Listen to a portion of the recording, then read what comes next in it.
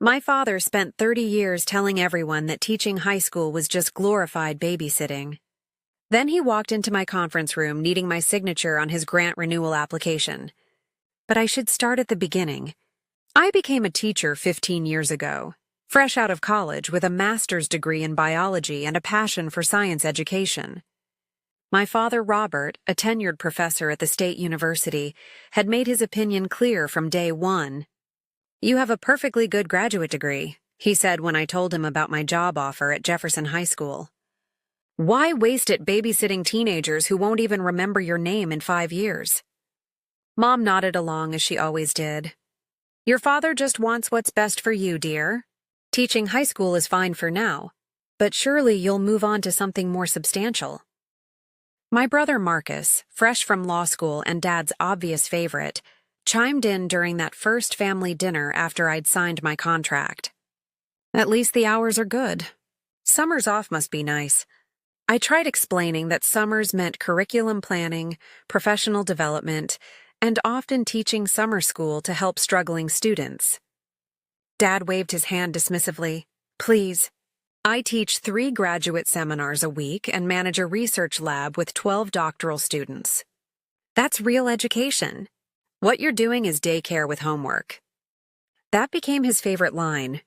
Every family gathering, every holiday dinner, every birthday celebration.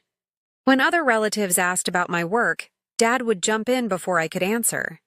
"She's babysitting at the local high school. Hopefully she'll come to her senses and pursue a real career in research soon." Tom, my husband, would squeeze my hand under the table. He stayed neutral in family discussions, but always reminded me later that my work mattered.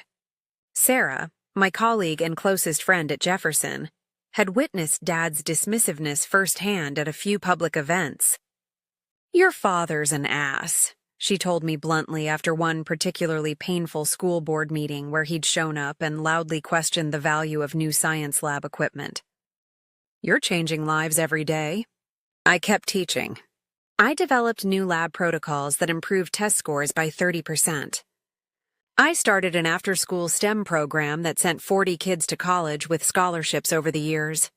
I wrote curriculum that got adopted district-wide. Year 14 brought unexpected recognition. The National Science Teachers Association named me Teacher of the Year. It came with a $20,000 grant for my classroom and speaking engagements across the country. "That's nice, honey," Mom said when I called with the news. "A local award is always good for the resume." "It's national, Mom. Out of 200,000 science teachers." "Well, I'm sure it's very nice for a teaching award. Your father just got his 3rd NSF grant renewed, $1.2 million for the next 4 years. Dad's voice came through the speakerphone. "Tell her about the real money, not these participation trophies they hand out to keep teachers from quitting." I hung up and cried in my empty classroom. Sarah found me there an hour later. "You know what?" she said. "One day he's going to need something from education, and karma's going to bite him hard." She had no idea how prophetic those words would be. Dr. Chen, my former principal who'd moved up to the state education department, called me that spring.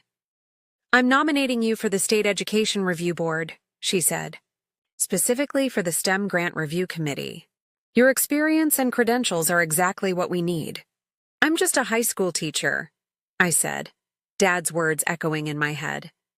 "You're a nationally recognized educator with 15 years of experience and a track record of innovation. The board needs people who understand education from the ground up, not just theory." I accepted.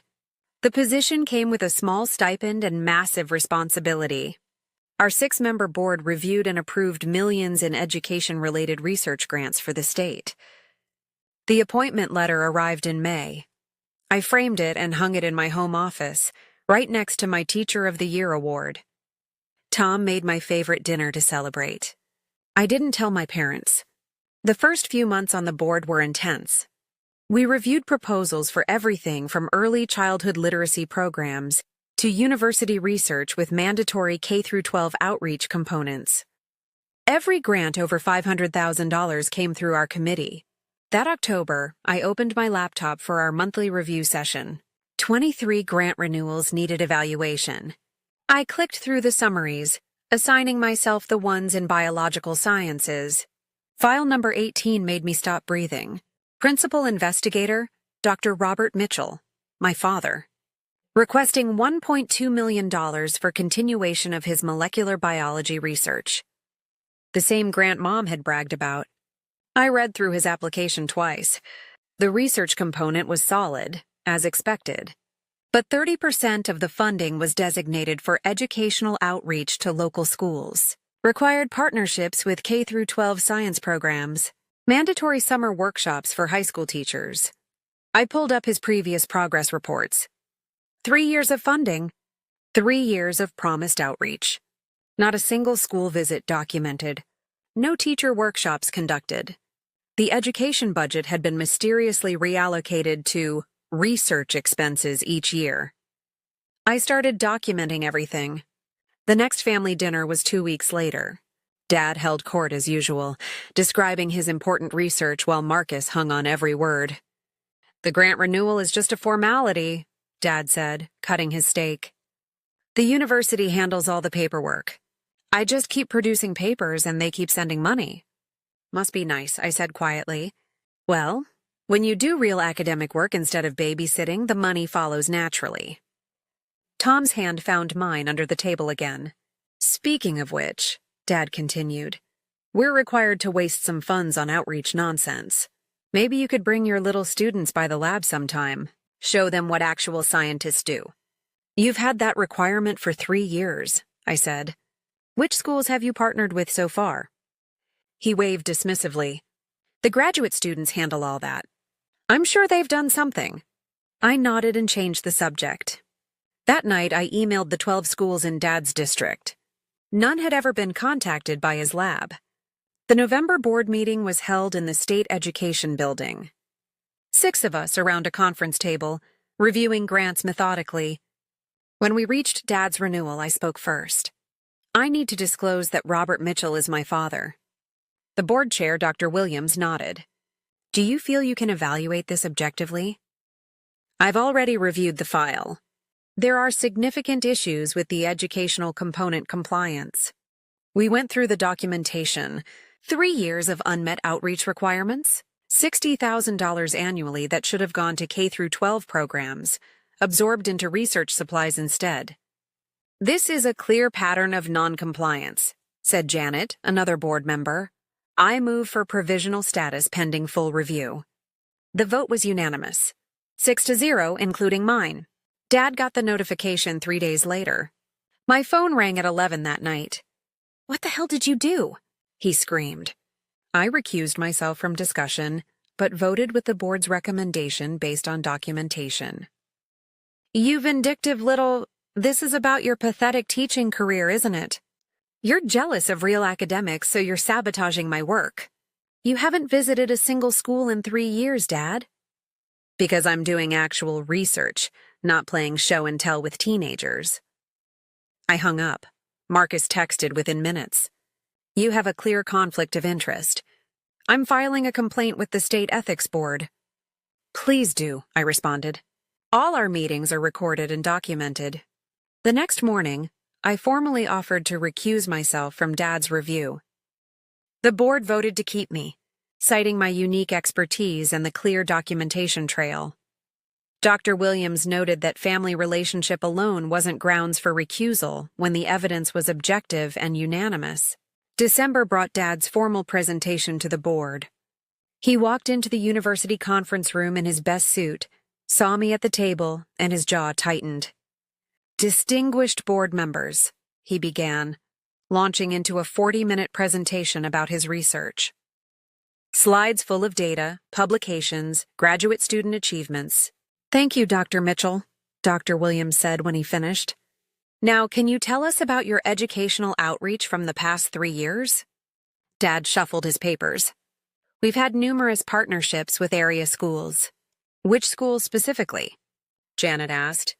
"Well, various ones. My graduate students coordinate those visits.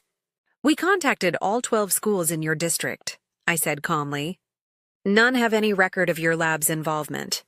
His face reddened.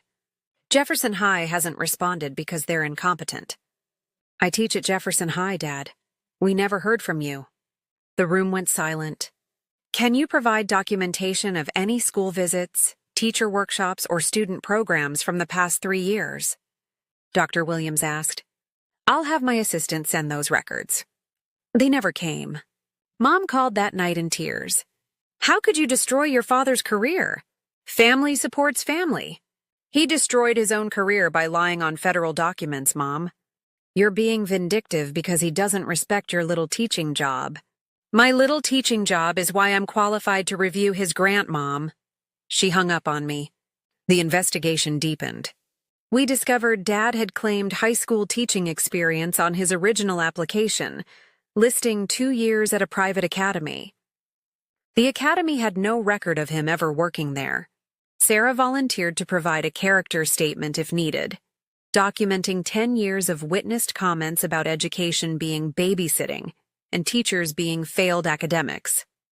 I kept notes, she said, handing me a folder. Every public event where he insulted our profession, every school board meeting where he opposed education funding while taking education grants. It's all here. The final review came in January.